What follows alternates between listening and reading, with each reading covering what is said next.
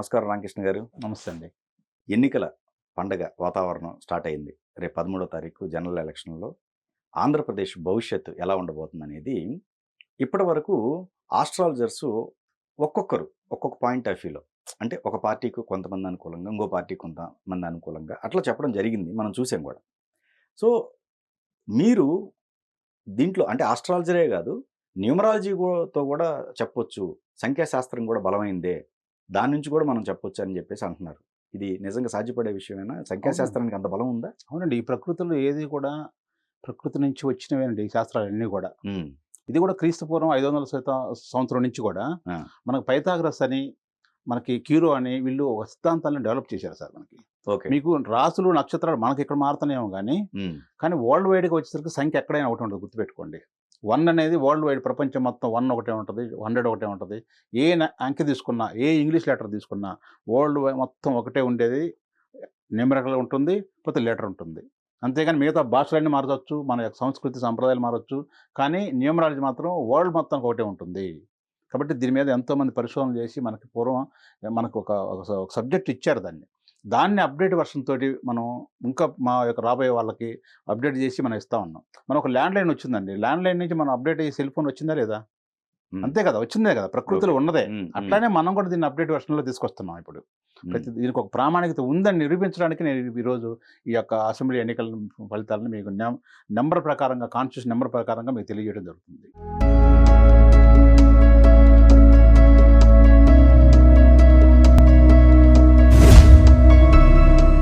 మనం ఆంధ్రప్రదేశ్‌ని 3 భాగాలుగా విభజిస్తేనండి ఉత్తరాంధ్ర, కోస్తాంధ్ర, తర్వాత రాయలసీమ. ఓకే. ఓకేనండి? ఆ! 3 ప్రాంతాలుగా ఆ! విభజిస్తే. అవును. సో, దాంట్లో భాగంగా ఉత్తరాంధ్ర తీసుకుందామండి.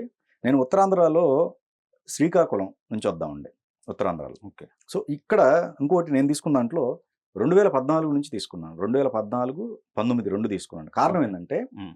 వైఎస్ఆర్‌సీపీ అక్కడి నుంచే ఉంది. ఇప్పుడు ఓకే. ఇప్పుడు జరుగుతున్నది కూడా హ్మ్. అటు వైఎస్ఆర్‌సీపీకి, కూటమికి మధ్య జరుగుతుంది హ్మ్. కాబట్టి, హ్మ్. హ్మ్. నేను ప్రీవియస్ కూడా రికార్డ్స్ 14, 19 అదే తీసుకున్నాను. ఓకే. ఓకే. దాని పరంగా తీసుకున్నాను. ఓకే. ఓకే. సో, ఉత్తరాంధ్రలో హ్మ్.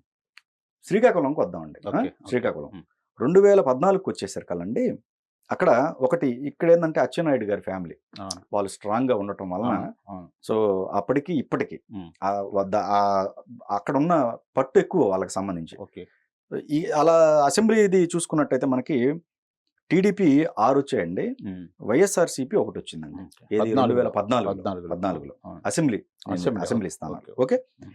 2019కి వచ్చేసరికల్లా వైఎస్ఆర్‌సీపీ 5 వచ్చాయి. టీడీపీకి 2 వచ్చాయి. ఓకే. విజయం సాధించారు. ఓకే. ఓకే.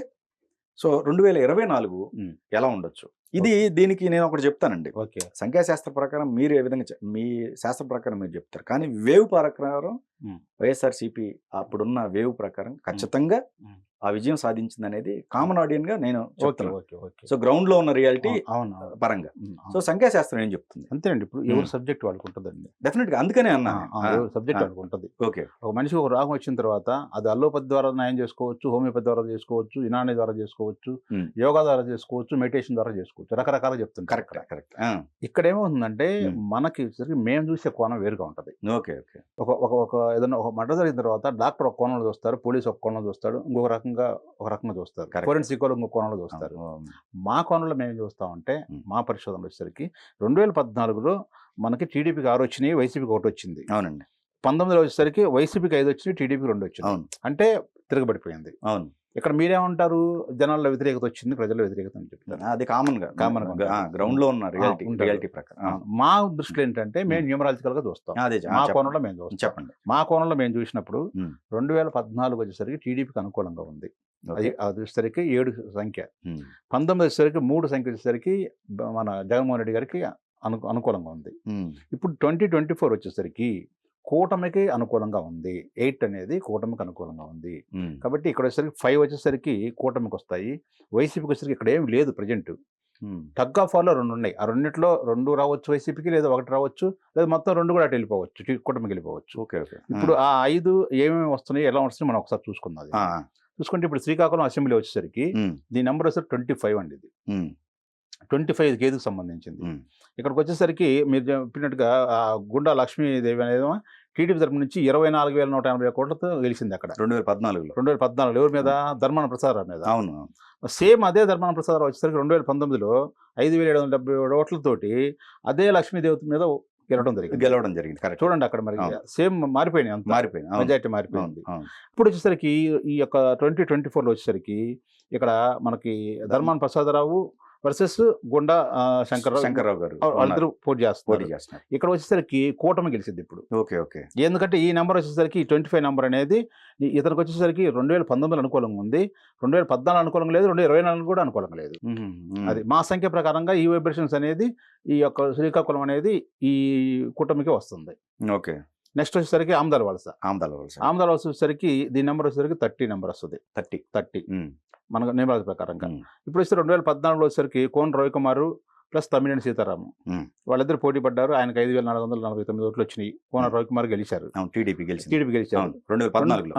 వాళ్ళిద్దరు మేనల్లులే అవుతారు అనుకుంటా, దగ్గర బంధువులు అవుతారు, వాళ్ళు మేనమామ మేనల్లు అవుతారు అనుకుంటా. 2019లో వచ్చేసరికి తమ్మినేని సీతారాము 13,991 ఓట్లతో గెలిచాడు, సేమ్ కోన రవికుమార్ మీద. అంటే అక్కడ మనకి 2019లో ఇతనికి బాగా అనుకూలంగా వచ్చింది. ఎవరికి వచ్చింది? వైసీపీకి తమ్మినేని సీతారామకి అనుకూలంగా ఉంది. ఆ నెంబర్ అదే నెంబర్ 30 నెంబర్. ఇక్కడ వచ్చేసరికి మళ్ళీ 24లో ఇప్పుడు 24 వచ్చేసరికి మా రిజల్ట్ ప్రకారంగా తమ్మినేని సీతారాం అనే అతను కోన రవికుమార్ చేతిలో ఓడిపోతున్నారు. కూటమికి గెలుస్తుంది. అది. ఇకపోతే ఇచ్చాపురం అసెంబ్లీ వచ్చేసరికి 39 నెంబర్. ఇది 39 నెంబర్ ఏంటంటే కొంతమందికి ఎట్లా ఉంటుందంటే కొన్ని నెంబర్లు కంటిన్యూ కూడా అంటుపెట్టుకుని ఉంటుంటాయి, కొంతమందికి కంటిన్యూ కూడా పోతూ ఉంటుంటాయి. అట్లా ఆ నెంబర్లో కొన్ని నెంబర్లు ఉంటాయి, మీ తర్వాత చెప్తాను ఏ నెంబర్లు మనకు రన్నింగ్లో వస్తుంది అంతా కూడా. ఇప్పుడు వచ్చేసరికి 2014లో ఈ అశోక్ బెండ్లం ఆయన టీడీపీ తరపు నుంచి 25,278 ఓట్లతోటి గెలిచారు. ఎవరు? రామారావు గారు పైన రామారావు మీద వైసీపీలో. తర్వాత రెండోసారి కూడా మళ్ళీ ఈయన గెలిచారు, టీడీపీ గెలిచింది. 7,140తో గెలిచారు. సేమ్ క్యాండిడేట్ మారారు వైసీపీ, ప్రియా సాయిరాజు మారారు. అంటే ఇప్పుడు నేను అంటి పెట్టుకున్నారని చెప్పింది, అందుకే చెప్తుంది కొన్ని నెంబర్లు వీళ్ళకి అంటి పెట్టుకుని ఉంటాయి. అది ఇప్పుడు కూడా నీకు ఈ అశోక్ ఆయన మళ్ళీ గెలవబోతున్నాడు ఈ ప్రియా విజయ మీద, వైసీపీ మీద. ఈ 39 నెంబర్ అనేది ఈయనకు అనుకూలంగా ఉంది. కొన్ని సంవత్సరాలు ఉంటుంది అది అనుకూలంగా ఉంటుంటుంది. మనం చూస్తుంటాం కొంతమంది 4 సార్లు 5 సార్లు ఒకే కాన్స్టిట్యూషన్ గెలుస్తూ ఉంటుంటారు. ఆ నెంబర్ కొంత పీరియడ్ వచ్చేసరికి వాళ్ళ యొక్క వైబ్రేషన్స్ కంటిన్యూగా ఉంటుంటాయి. ఒక్కోసారి పడిపోయిందంటే మళ్ళీ ఇంకా లేచేది ఉండదు వాళ్ళు ఇక. అట్లా అందుకే ఇది ఉదాహరణ చెప్తున్నాను మీకు. అట్లా ఇకపోతే నర్సన్నపేట వచ్చేసరికి నెంబర్ 42 నెంబర్. ఇది ఈ 42 నెంబర్ అనేది ఇది ఒక రకంగా శుక్రుడికి సంబంధించింది, అటు ఇటు మారుతూ ఉంటుంటుంది. ఇది ఇక్కడ వచ్చేసరికి ఈయన రమణమూర్తి టీడీపీ ఆయన 4,800 ఓట్లతో గెలిచాడు. ఎవరి మీద? ధర్మాన కృష్ణదాస్ మీద. పొలిటికల్ వాళ్ళ గెట్టి ఫ్యామిలీ అని 14లో గెలిచారు. సేమ్ మళ్ళీ వచ్చేసరికి ధర్మాన కృష్ణదాస్ వచ్చేసరికి వైసీపీ నుంచి గెలిచారు. ఆయన 19,025 ఓట్లతో గెలిచారు. అంటే ఇక్కడ మళ్ళీ ఎవరు? ఆయన మీద గెలిచారు, రమణమూర్తి మీద గెలిచారు. ఇప్పుడు మళ్ళీ వాళ్ళిద్దరు మళ్ళీ పోటీ పడుతుంది, మళ్ళీ పోటీ చేస్తున్నారు. ఇక్కడ వచ్చేసరికి నా నెంబర్ వచ్చేసరికి 42 అనేది కొంచెం అటు ఇటు కాకుండా కొంచెం ఈ కాన్స్టిట్యూషన్కి, నర్సన్నపేట కాన్స్టిట్యూషన్కి వీళ్ళిద్దరు వైబ్రేషన్స్కి వచ్చేసరికి టగ్ ఆఫ్ వార్ లాగా ఉంటుంది. టైట్ ఫలితం తేల్చలేము మనం. అంటే ఎవరు గెలిచినా కొద్ది మెజార్టీతో గెలుస్తారు. కాబట్టి దీన్ని మనకు ఎటు ఫలితం ఇవ్వలేదు. మన నంబర్ ప్రకారం ఏమవుతుందంటే ఇద్దరు పోటాపోటీకి ఉన్నప్పుడు మనం అట్లా హోల్డ్లో పెట్టేస్తాం దాన్ని. ఏదన్నా కొద్దిగా మెజార్టీ ఎవరైనా గెలవచ్చు. అది అలా వచ్చేసింది. ఇకపోతే పలాస అసెంబ్లీ వచ్చేసరికి మనకి ఈ నెంబర్ 17 నెంబర్. ఇది ఇక్కడ వచ్చేసరికి గొంతు శ్యామసుందర్ శివాజీ అయినా 17,525 ఓట్లతోటి బాబురావు మీద గెలిచారు వైసీపీ మీద. పోతే మళ్ళీ వచ్చేసరికి 19లో వచ్చేసరికి అప్పలరాజు వచ్చేసరికి తెలుసు అప్పలరాజు మినిస్టర్, ఆయన వచ్చేసరికి 16,247 ఓట్లతో గెలిచాడు. ఎవరి? వైసీపీ గెలిచారు. గౌతు శిరీష్ గారు. అంటే వాళ్ళ కూతురు ఏముంది అనుకుంటా, గౌతు వచ్చిన వాళ్ళ మనవరాలు అవుతుంది. ఇక్కడికి వచ్చేసరికి 2024 వచ్చేసరికి మళ్ళీ ఇక్కడ ఈ నెంబర్ వచ్చేసరికి మళ్ళీ ఇటు మారుతా ఉంది. వీళ్ళిద్దరే పడుతున్నారు మళ్ళీ. అప్పలరాజు గారు. అంటే ఒకసారి ఏమో ఒకరికి వచ్చింది విజయం, ఒకసారి ఒకరికి వచ్చేసింది. ఆ శని ప్రభావం అలా ఉంటుంటది అనమాట. 17 అంటే 8 ఒక్కోసారి మనకు ఏమవుతుందంటే అనుకూలంగా ఉంటాడు, మళ్ళీ ఒక్కోసారి వ్యతిరేకంగా ఉంటాడు. అట్లా ఇప్పుడు 2024లో 19 ఎవరికైతే అనుకూలంగా ఉన్నారో వాళ్ళకి వ్యతిరేకంగా ఉంటారు. ఇప్పుడు అప్పలరాజు గారికి వ్యతిరేకంగా ఉంటారు. కాబట్టి గౌతు సురేష్ గెలవడానికి అవకాశం ఎక్కువ కొద్ది గెలుస్తుంది అనమాట. ఇకపోతే మనకి పాతపట్నం వచ్చేసరికి 42 నెంబరు. 42 నెంబర్ వచ్చేసరికి ఈయన వెంకటరమణమూర్తి వైసీపీ నుంచి 3865 ఓట్లతో గెలిచాడు. ఎప్పుడు 2014లో. విజయరామరావు మీద చిత్రచల విజయరామరావు మీద గెలిచారు. ఇకపోతే 2019లో వచ్చేసరికి రెడ్డి శాంతి వైసీపీ నుంచి 15,550 కోట్లతో గెలిచారు. ఎవరి మీద? ఈ వెంకటరమణమూర్తి మీద గెలిచారు. టీడీపీ మీద గెలిచారు. ఇక్కడ మీరు ఒక గమనించండి. ఇప్పుడు ఈయన వెంకటరమణమూర్తి 2014లో వైసీపీ నుంచి గెలిచి ఇటు 19లోకి వచ్చేసరికి ఇటు వచ్చేసారు ఆయన. ఇటు వచ్చారు అంటే అక్కడ ఏంది, ఆ నెంబర్ అంతవరకే సరిపోయింది. ఈయన మళ్ళీ ఓడిపోయే జాతకం ఉంది కాబట్టి ఇటు వచ్చాడు. ఇక్కడికి ఓడిపోయాడు. తెలుగుదేశం మీద ఓడిపోయాడు, వైసీపీ మీద ఓడిపోయాడు, తెలుగుదేశంలోకి వచ్చి. అవును. ఇప్పుడు వచ్చేసరికి మళ్ళీ ఈ రెడ్డి శాంతి ప్లస్ గోవిందరావు అని నిలబడుతున్నారు. కొత్త ఆయన. రెడ్డి శాంతి వైసీపీ నుంచి నిలబడుతున్నారు. వీళ్ళు వచ్చేసరికి గోవిందరావు నిలబడుతున్నారు టీడీపీ తరఫున. వీళ్ళిద్దరికి వచ్చారు టైట్ పొజిషన్. ఇక్కడ కూడా ఈ 42 కూడా టైట్ పొజిషన్ ఉంటుంది. మనం ఇందాక నస్తనపేట చెప్పుకున్నాం, 42 నెంబరే. అది కూడా టైట్ పొజిషన్ చెప్పుకున్నాం. కృష్ణదాస్ గారిది ప్లస్ అది కూడా 42, ఇది కూడా 42 నెంబరే. ఇది ఈ రెండు టైట్ గా ఉంటాయి.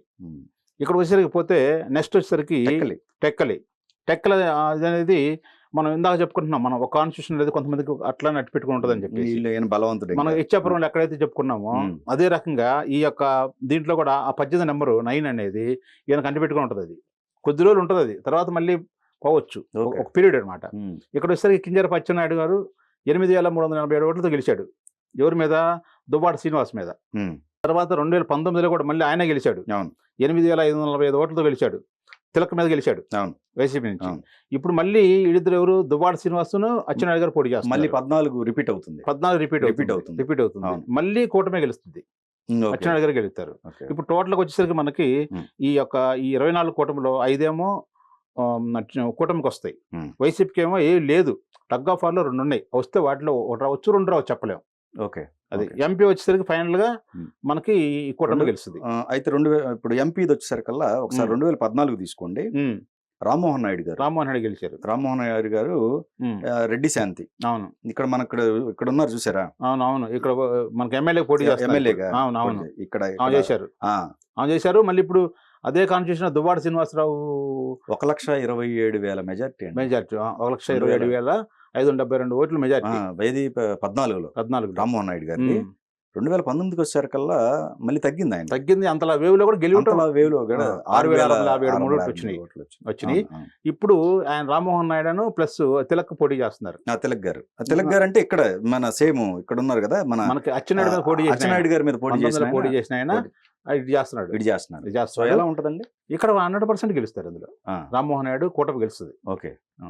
మనకి శ్రీకాకుళం మనం చెప్పుకుంటున్నాం, ఇలా వాళ్ళు కంటి పెట్టుకుని ఉంది. ఇది లాస్ట్ 14-19 అంటి పెట్టుకుని ఉంది. ఇప్పుడు మనకి 24 కూడా ఆయనకే వస్తుంది, 100% వస్తుంది. ఏ నెంబర్ పరంగా ఎట్లా? ఇది కూడా మన నెంబరే. ఈ నెంబర్ ఎట్లా?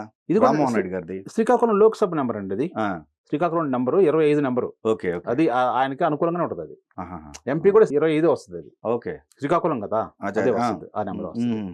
అదే అసెంబ్లీ తీసుకున్నాం కదా మనం, అసెంబ్లీది సేమ్ అసలు ఆ నెంబర్ మారదండి.